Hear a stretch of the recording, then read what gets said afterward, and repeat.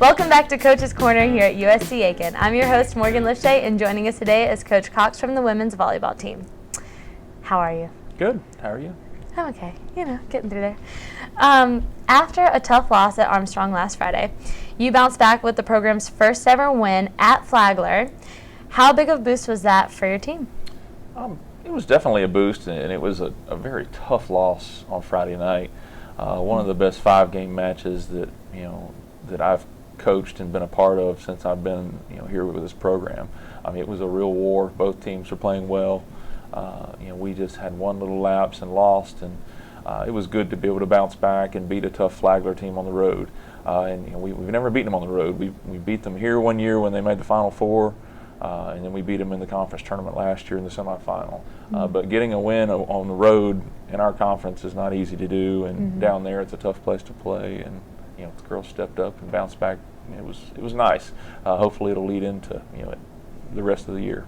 So. Yeah. Well, against Johnson C. Smith, you managed to play a lot of players that have not seen too much of the court this season. And still, you had a great result. Can you talk a little bit about your strategy there? Well, I mean, we knew that, if we played clean, we would be in pretty good shape against that team. We matched up pretty well. And we got to, and I really do. I've got a lot of depth, but, there's times that, you only have so many subs in the system that we ran. In volleyball, you can't just sub freely. You have 15 to use per game, and you have to use them wisely. So we just went out with a little different lineup last night and got some people into play, and played very well. So can't complain. And against the Golden Bulls, who impressed you the most? A lot of people had really good games. Sean Hodson had a good game hitting. So did Taylor. All of our middles went in, did a good job. Julia Forster, one of our freshmen, had a real good day from the service line. Really got hot serving, got some aces. It was good for our freshman setter, Lauren Howard, to get in, and Amanda. Both ran at 6'2", did a super job running the offense. And Danielle Mercer, who has been, competing for the libero jersey all year, got to be libero last night and did a super job. I mean, this is a good team effort. That's what's great about our sport is, no one person can, be the superstar. So. Well, your team combined for 15 aces over .3 while holding JCSU to a negative .094, which are numbers that are really crazy for me. Although the contest was a mismatch, right? How big was that in terms of confidence for your players? I don't think it was a major confidence booster for them, honestly, just because they really were in control the whole match. They weren't really tested last night.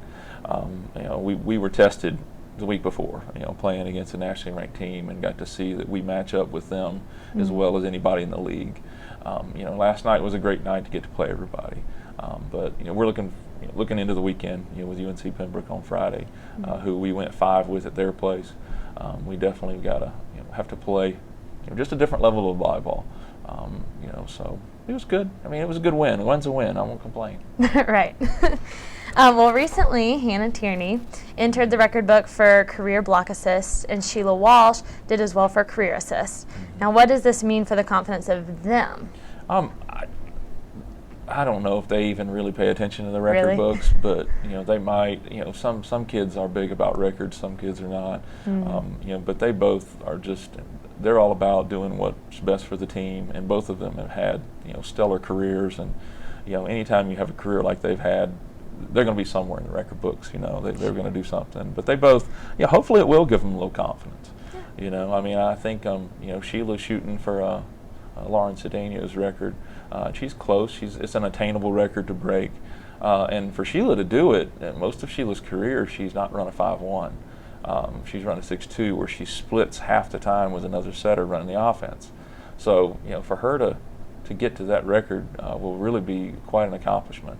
And then Hannah, her being out for a while, not playing for a little while, will probably hurt her career and season numbers, but she's still one of the most intimidating blockers in the league, and we're glad to have her back. And I'm looking forward to seeing what they can do the rest of the year. Right. Now, I mentioned last time that I saw some footage and highlight, pictures from their matches, and they are intimidating players that you have out there. Okay, so you said that you're getting ready to face UNC Pembroke, which pushed you to the 5 sets that you already discussed. Now, what will it take for you to come out on top once again? Just clean play and making sure we're not making, I think if I look at our tight losses, we missed way too many serves against Armstrong, and then we had 1 or 2 hitters that weren't on, and they were just giving too many points on unforced errors. Playing smarter, seeing the block offensively, those are the little things. A lot of the little things. We don't have a real major flaw, but if you go back and miss 11 serves, you lose by 2 points. It's a struggle.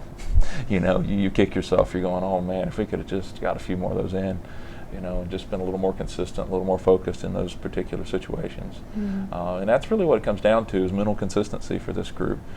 They're confident. They know how good we can be when we're on.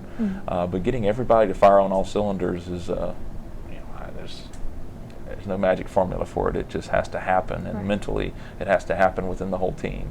And when it happens, it's fun to watch. Well, you're currently 3rd in your Peach Belt Conference, right? And after having played 10 of your 18 league matches, what does this say about your team this year compared to years past? This team has been able to pull out some of the tough games, and honestly, it goes back to the mental consistency thing. I've had talented teams every year here, but this group has really come together as a unit. And they're playing together and working together, and they're not getting flustered in the tight situations, and somebody or multiple people are stepping up when they need to step up, and that's the sign of a great team. So. Good. Well, without mentioning any names, though you kind of did before, your team has had some injuries this year, and while losing those players with missed time has been tough, how has that helped your depth? Well, it hasn't helped our depth. It's hurt our depth. Really? Because you have so many key people that you want to have in the lineup. It makes your practices. We still have one of the best 6-on-6 practices in the league. I really feel like our battles in practice are really one of the keys to where we are now. But having all 16 players battling for spots is a whole lot better than having 13. Or 14 battling for spots, and some of those people are key people that I really thought could be starters in certain situations, and that's why you try and have depth, but you lose a few. Unfortunately we had a couple out, and but we're still doing pretty well. Right. Overall. Has anybody stepped up to the plate? Oh, definitely. Yeah. We've had quite a few people step up in certain situations, and and it's been a roller coaster for a few. Sometimes, one will get hot one week and then the next week they're not hot. And, but but they're all pushing each other and doing a good job, and they're working together, and, and that's all you can ask for. Sure. Well, let's just speculate right now. You are sporting a 14-5 record at the moment. How many wins do you think it will take to get you to the NCAA tournament? Wow. That's a Brent question. I know. Well, he gave it to me, so. That's a tough one. It's all going to sort itself out at the end. I think we can win the rest of our games.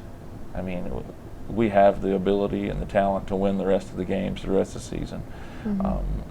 But getting into the region tournament is, there's a lot of politics involved, and it depends on what other teams do.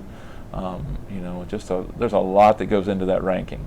It's far beyond anything I can understand. But I think that my goal is to win the rest of the games. If we do that, we might be hosting the regional. So hey, that's what we're hoping. Which is good, because you never know. Because we're good at home. We are good at home. Yeah, so far so good at home. But we definitely Armstrong is kind of set themselves in a position to be number 1 in the region. We really need to give them a loss, and it'd be nice to have a couple other teams give them a loss so we can possibly have a chance at winning the conference outright, regular season and the conference tournament. But they've seated themselves at number 1 right now. But if we take care of business, we'll make it interesting at the end. Good. Well, we look forward to seeing what's going to happen. Thank you so much for joining us today. Thank you. And look forward to, like I said, seeing what you're going to do. Once again, this is Coach's Corner at USC Aiken. For the latest update on your Pacer athletes, please be sure to tune in every week. We'll see you next time.